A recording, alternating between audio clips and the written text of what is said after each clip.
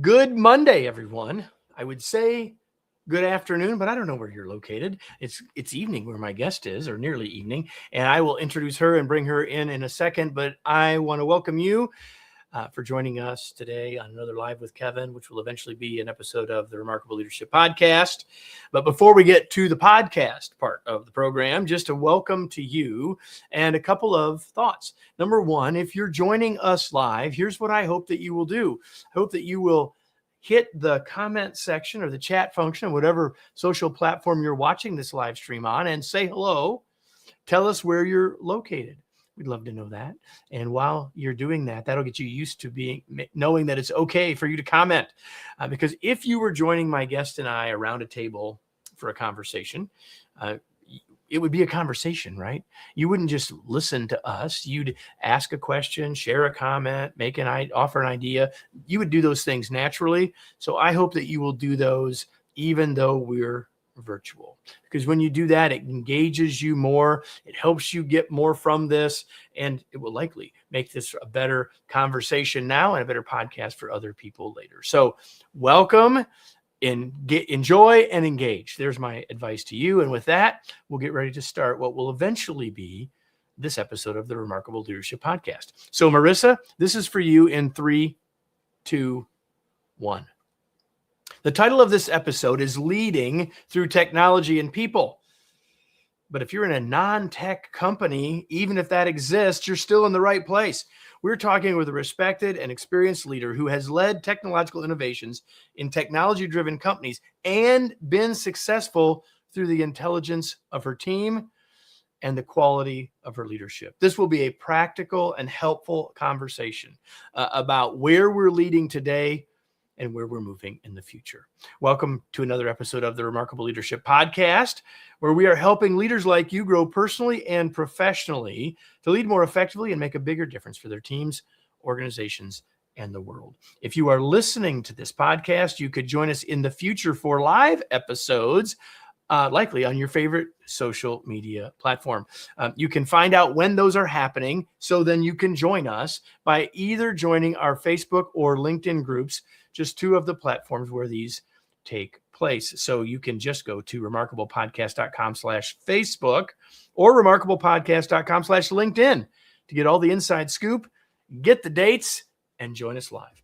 If you like what you're hearing today and want help developing the leaders in your organization, let's talk. Reach out to info@kevinikenberry.com. We'll schedule time to learn about your needs and see how we might be able to help. Now, with that, let me bring in our guest.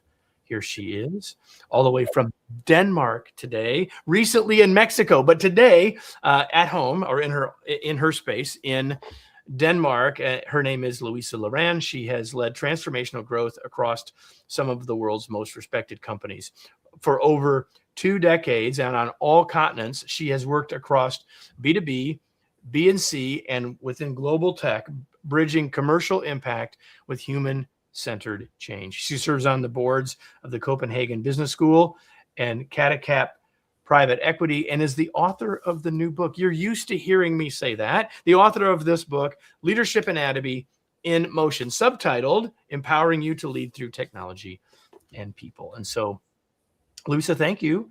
Welcome, and thank you for being here. Welcome back from vacation, too. Thank you so much, Kevin. Great to be here. So I get a lot of books, and I read a lot of books, but I get a lot of books, and it's not very often that I get a book that has the word anatomy in the title, certainly for what might make this show. So I want to start with, why leadership anatomy? Why is that the frame that you chose to use in the book and in the title? Yeah, no, well, thank you, Kevin. I think it's because when I have looked at so many encounters of change, transformation, those who have succeeded, those who have failed, it always comes back to a individual, a person who is choosing to change, willing to engage, etc. And I found that there are some certain behaviors that are all capabilities we hold that we just need to deploy. So I'm kind of bringing the big world and change and ambiguity down to, actually, you have the anatomy to choose to succeed in change. So I'm sure we'll get into more about those, let's say, elements of anatomy, but it's fundamentally down to, as a human being, you have the ability within you. So that leads me to two things. Number one is I think you've just given us the big idea of the book, that transformation and change is big, but it really is personal, and we have it in our ability to get there. Is that a fair way? Absolutely, yes. Okay. So the title is Leadership Anatomy, and this is the Remarkable Leadership Podcast, and yet you're hinting at something that to me is super important, and that is that change isn't really, at the end of the day, organizational, it's individual. Yes. And so while we're having this conversation, and you've written about this from the leadership perspective, with that leadership hat on, all of these ideas apply to us, whether we're the leader or not in a given change. Would you agree to that? Absolutely, absolutely. And I think that the thing is that as a leader, you are expected to lead the way. You are expected to be at the forefront of driving this change. And of course, the impact, if you do not do so, is much bigger. That does not mean that other people are off the hook, but your impact is significantly wider. And it's interesting because I've worked with top executives and high-end C-suite for most of my career. And when I then started writing this book, all my, let's say, social engagement and friends, some of them said, well, this is not for me. I'm not going to be able to understand it. But I will tell you, my mom, 75 years old, she's reading it now, and she keeps coming to me and saying, oh, this makes so much sense for me as well. She's a physiotherapist, has nothing to do with this world at all. But as you said, it is a human change and something that is relevant for all, but even more important if you actually are in a position where your circles spread wider. So it leads me to a question, wasn't on my list, which by the way, everybody, are usually the best questions, the ones that just come to me in the moment. So I love this conversation. I've often said that there's no such thing as organizational change, there's just individual change. Yeah. But I've also had lots of leaders share this question with me, so I'm going to share it with you. And the question is, okay, I know I have this role as a leader to lead this change or to forward this change. I get that. I accept that. What about when I don't really buy the change myself? What's your advice to a leader when that's the situation? I mean, because almost all of us are leaders somewhere in the middle, right? Even a CEO has a board of directors, right? So like what's your advice or counsel to a person who's might be feeling that as they're listening? Yeah, I feel that anyone at any level has a responsibility to build a path towards something they believe in. That does not necessarily mean that if the information you have received does not resonate with you, it's black or white, you're in or out. But you look at that direction and you find out which are the parts that could be meaningful to you and that you could contribute to. I think what's really important is if this is, let's say, a very small overlap, you may have to have a conversation first with yourself and then with your boss and your peers, etc., that this is what you're going to contribute. But do the homework to say, how am I actually going to be able to contribute with this? I'm still surprised with how many people put in hours and effort and blood, sweat, and tears into something that when you step a step back, you go, but the owner wants this, the board wants this, and you're doing something completely different. Do you not realize that you're wasting your resources and actually hampering the change that this company is going through? So a lot of people are so busy responding to their immediate KPI or boss's question or whatever it may be, or stories in their own head, that they actually don't make that correlation and therefore waste efforts instead of saying first, how can I find my own motivation towards this change? And if you've done that work and you really cannot find it, then I invite you to bring your energy elsewhere. Yeah, so I want to go back to something you said at the beginning of that statement that I think is really important. You said you used the phrase black or white. And I think that in my response to people that have that question, it's often that they like, it's not a toggle switch, right? And you write about that in the book, that it's not just a toggle switch.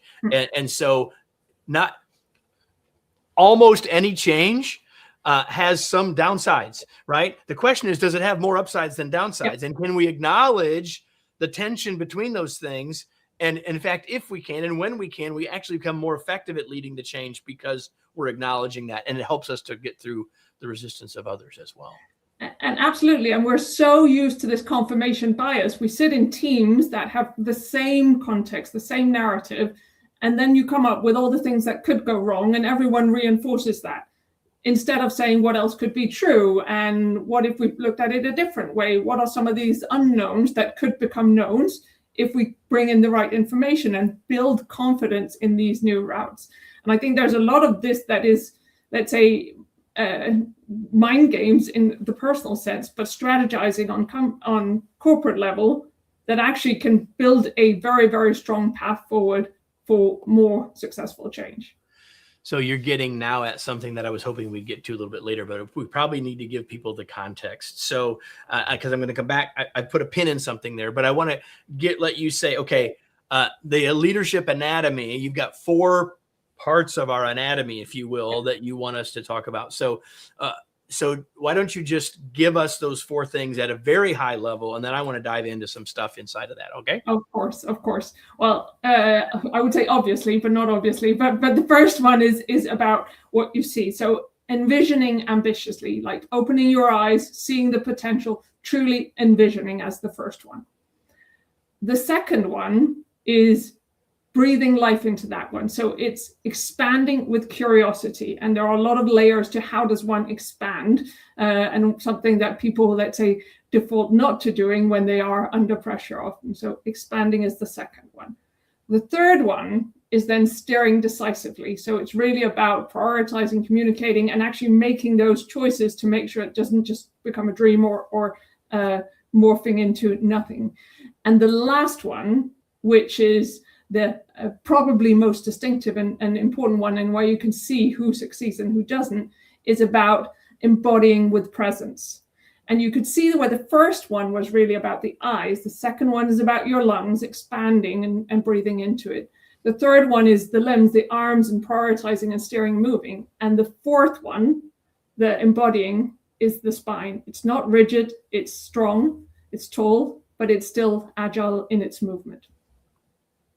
So you said something earlier, and I did want to give people context as they're listening for that, but something that you said a minute ago about being aware that we could end up, if we all have the same contextual framework, we all have the same perspective, that it can cause us challenges. You use a phrase in the book, which I think is really important, and it's the idea of collective intelligence. So can we talk about that for a minute? Like, number one, I mean, everyone knows those 2 words, and we could probably even surmise what they mean together, but talk about that. But then more importantly, like, what are some things we can do as a leader to help make that happen?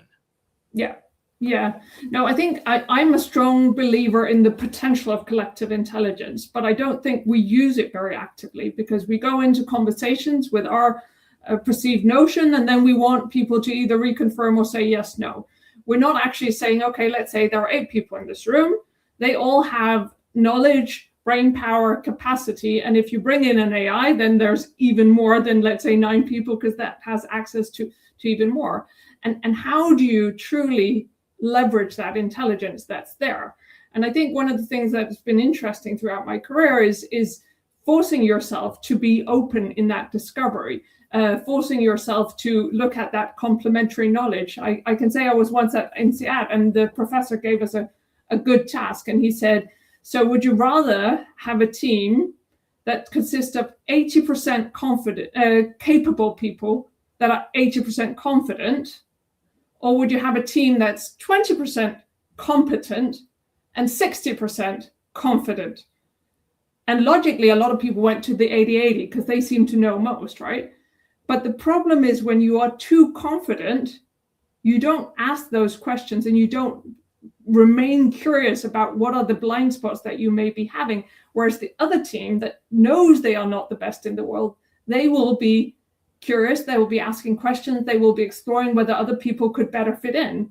And I think this is such an interesting perspective, that we often go for the easy thing that ends up costing us, because we don't understand that there is a huge potential in the collective intelligence. I would also say, from an organizational perspective, as a leader, you are highly likely to carry a huge clout when you engage in a conversation, and people want to impress and look good in your presence. So how do you make sure that you are truly creating the context so that they understand which small piece of the puzzle could they be contributing with? Because it's also going to be painful if everyone says, here's my 100%, go look at it. But instead saying, here's the context, here's the piece of the puzzle I'm missing, who has a potential to add to that? There's a real unintentional thing that leaders do here that gets in the way. And it's not always, I'm expressing positive intent here, assuming positive intent that it's unintentional. It is sometimes intentional, but regardless of intention, it's a problem. And that is if we as the leader, because as you said rightly, that we have clout, whether it's just with our team or we're the leader of the, like there's multiple levels, doesn't matter. The more levels, the more clout. But here's the point. Point is, if we try to set context so much that we frame the problem too much, then we will not get the expansive thinking that we want. Mm-hmm. And if we try to be helpful by sharing our perspective first, mm-hmm. we've tunnel visioned the group, most likely. Yeah. So you're nodding. So you want to add to that? Yeah, no, I absolutely agree. And I will, of course, admit, and hopefully everyone does, that I've done this multiple times mistakenly as well. So you learn through that process. But what I think is also interesting, when you have been an executive, is companies like Diageo or Moet Hennessy or Maersk, big traditional conglomerates, and you move to a company like Google, you also see the difference between a traditional hierarchical leadership culture and one which is significantly more built on platform and collective intelligence by design. I'm not saying one's better than the other, but I am saying that the enablement of access to information that some of these tech companies build invites for more contribution. What I believe could be learned from some of the more traditional companies is then the steering and the more strategic direction, so people become more purposeful in their contributions. Because otherwise you will also have an organization where people have an opinion about everything, and it may be great, but some things are not appropriate for the job. So thank you for applying your open mind in this context. Exactly. Which means two things. Number one, we need to have the open mind as the leader, right? But we need to stay out of it and invite others to bring their open mind and make it okay for them to do that. Because if we don't, we're not going to get it. Yeah. They have perspective. They will choose not to share unless we make it safe and expected to do those things. And we have to do that by modeling. And that means we got to stay out early. And one of the most interesting things I found is I've worked across multiple industries, both within these businesses, but also supporting customers across multiple industries. And even at the highest level, where general executives are good at, let's say, keeping informed of what's going on in their environment and it's who are the industry leaders and who are the followers, there is a missed opportunity of understanding the business models and revenue models of some of the adjacent businesses and the interdependencies. So when you come in and show, let's say, a banking or insurance company how a telco company operates, it's like it's a completely new language to them, when actually there are a lot of comparable learnings, but even more, there are dependencies that they should be aware of. So it's not just down, it's also across. And I think that's where this openness is even more important in today's day and age, where the transformation is dependent on industries moving, and also at a point in time where geopolitically people need to build in significantly more adaptability into how they run their businesses. One of the things I really like in the visioning section, when you're talking about strategy, which you wouldn't have had to have read the book to guess that if we're talking about visioning, a strategy would come up. But one of the things I like about your conversation about strategy is the idea of framing. And it's connected to what we've been talking about. But say more about strategy and framing and what that means, and how we as leaders can take into context this idea of framing. Yeah, I think a lot of people who do strategies, unfortunately, they say, what's my budget? How can I increase a couple of percentages? And how do I, let's say, make minimal impact to my organization because people don't like change. Which I wouldn't even call strategy, I'd call tactics, but nonetheless, that's exactly what people do. I agree, but nonetheless, a lot of people do spend their time polishing up PowerPoint decks to do this. Yep. Instead of going and saying what could be the future that we want to step into. And this is where I give a couple of examples, and I've seen teams get really excited when you challenge them to be a bit more creative. Imagine that you had unlimited resources. Imagine you were owned by these people. Imagine you had access to this data. Or if you deconstructed your company from the current silos and reconstructed it in different formats, how would you do? And then people go into panic, but we can't, and this team and this leader, it's like, no, at this part of the process, we are simply playing. This is a thinking exercise. This isn't a doing exercise. Exactly.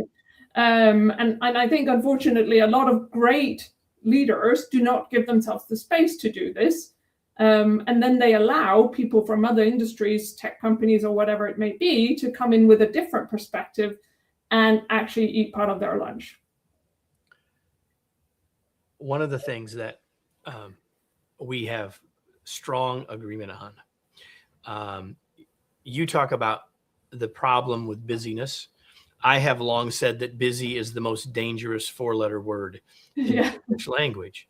You just hinted at it there, that leaders are too busy to think, when I think you and I would both agree that maybe the most important work of a leader, or certainly one of the most important parts of a leader's job, is to think. So why do you see busyness as being so dangerous? I think it's an excuse. So people appear busy. They do activities to show their worth, instead of actually realizing what is the contribution I need to make and focus on that. I think in several layers of the organization, either if the vision's not clear, the priorities are not clear, etc., then you do this, especially in times of budget cuts and organizational change, just to show that you cannot be replaced and removed. But busyness is just as much a thing in people's mind, right? You can be busy by reading all the media headlines today, and you can jump on every single headline that's there. Or you can step back and say, if I look at the bigger currents, what are actually things that I need to react to? So I think it's very much a symptom of organizations, of behaviors, of times, and people are afraid to leave the office a little bit earlier because then they don't look busy, where instead they should be clearing their mind to say, I've now taken a step back, I now have perspective, and I understand which element is the most essential that I need to do, and I'm going to lead the way with that. I think the really important piece here is that, beyond everything you just said, which I agree with 100%, is that where you started was busyness is an excuse, which I agree with 100%. And I think especially in times of change, times of transformation, that's one of the big resistors. We don't have time. We're too busy to make the change. They're not even focused on the outcome of the change, just the impact on their calendar in the short term. And so organizations that are stuck in the busyness or activity mentality versus an accomplishment mentality or mindset, that becomes the first problem in getting the transformation to move. Yeah, I will say I'm meeting with an executive tomorrow, and I kind of hope he's not listening to this podcast, because I will not mention names, but put him a bit out there. So the brief is basically he's too busy and they're cutting teams and he's frustrated. Where I'm like, well, those two basically just say that you haven't done your leadership job to me. So I'm just going to say to him, okay, let's not look at you've been cut 10, 20, 15%, whatever it may be. Let's start from what you need to do. And let's assume you only had half of the capacity. Let's start from that and then build up. And if you can add more, great. But you will know it's easier to say, if I only have 50%, what is most important to me in line with the strategy versus shaving. And it is scary how many companies still shave and shave and shave and shave, instead of looking at what do we need to do, staff that up, look at the interdependencies and align behind that. See, it's the idea behind zero-based budgeting, taking it from a different perspective, right? But like, let's start with a clean sheet of paper. And what do we really need? What are the things that must get done? What are the things we have to accomplish? Which is different than what are the activities that are happening, right? Which is all about what we're talking about. I want to. People don't like the word zero-based budgeting, right? Because it sounds like I don't trust you. When in fact, it should be you have a huge opportunity to define the future. 100%. 100%. On page 103, I know you don't know what you wrote on page 103, so I'm going to read it. I'm going to read this call out in the book and have you comment on it before we start to move into close our conversation. You say change does not happen in a single moment of clarity. It gains traction when people have the space to engage with it, internalize it, and make it their own. Comments? It's brilliant and it's profoundly true. But what do you want to say about it? I think it goes back to where we started. If you do not agree with that strategy that's set, you need to find your own path towards it. But I think we also need to realize that everyone is on their own journey. Everyone wants something out of a job or activity that they do. And I've truly learned how very, very different those things can be, and respect how different they are, because sometimes it is indeed, I want to learn. Sometimes it is I want to be appreciated. Sometimes it is I want to prove that this is possible and I don't really care whether anyone can see it. So that giving people some of those questions to reflect on themselves so they can become clearer, I find very, very essential in driving change, because you may motivate them to take a step forward, but if they don't know why they're taking that step forward for themselves, they're going to try to move back. And if you do get that, then chances are they're going to take the next 5 themselves without you having to actually be an active role in it. I agree 100%. So before we finish, Louisa, there's a couple of things, and I know you did your homework, so you already know what these questions are. She's well prepared, everybody. I am curious, when you're not helping executives think about and move through transitions and transformations, what do you do for fun? Well, I would say I do give it away in the book as well. So I have 2 teenage sons, so they give me a lot of fun on all kinds of levels. But otherwise, I dance. Dance is my, let's say, it's my time to take all the thinking and ground it and be clear what, let's say, was something that needs to be part of my future step forward and what needs to just be an experience that moves past. Longtime listeners will know this next question is coming, and because Louisa listened ahead, she knows this question is coming, but I haven't said in a long time why I asked this question. So before I ask it, I'm going to sort of give background for everybody. When I was young, I had someone who I valued, a mentor, if you will, say, Kevin, when you meet people that you respect or that you think you could learn something from, one of the things you should ask them is, what are they reading? So when I started this show, almost 530 episodes ago, I said, I'm going to ask that question of all of these wise, smart, learned people. And so, Louisa, what are you reading these days? I'm going to give you a slightly long answer because, as you said, I literally just returned from vacation 2 days ago. So it's a lighter read section, what you bring on vacation and teenage boys who want to disturb at all the points of time. But on my vacation, I read 3 books. I read Fusion Strategy, which is I would say, adjacent topic to what I write about. I would say it's a lot more industrial and process oriented. So when I read it, I thought if people have read this, they should definitely read mine afterwards, because this gives you a bit of the infrastructure, and then you need to actually know how to mobilize people. Then I read a story by a Danish author. It's about a group of young people who are all-time friends, and they're at the stage in life where they're questioning relations and motivations and ambitions. And it's just a nice light read, but one of those that actually makes you think as well, like, who do I benefit from, and should I reframe some of my good social relationships that can contribute to more?